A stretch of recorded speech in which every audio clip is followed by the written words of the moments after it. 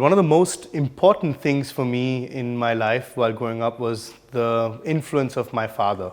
He really, from a young age, would only tell me stories of robots and automation and technology because that's what he was good at, and that's what he could share with me. That's why I'm here, and that's why I'm doing what I'm doing now. Me personally, I really enjoy solving problems. That's what drives me. That's also what we do as a day in, day out with our colleagues within the Digital Transformation Office and within the wider Geo organization.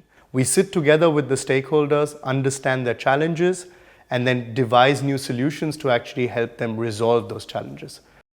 In one of these sessions, when we were exchanging with our colleagues, we identified an opportunity to automate one of our processes where there was a lot of repetitive movement, very fragile parts, and we had to find this very particular solution to solve that problem.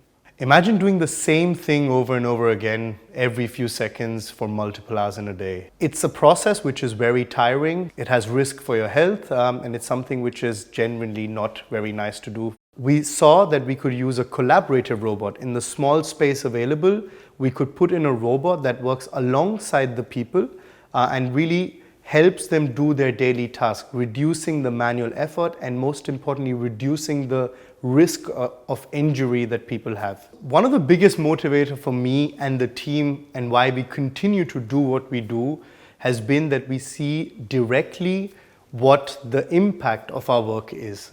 We see that we're able to ensure the safety of our operators, which in turn also ensures the reliability of our processes, the robustness of our production lines, and in the end ensures that we can consistently keep sending out safe products to our patients outside in the market.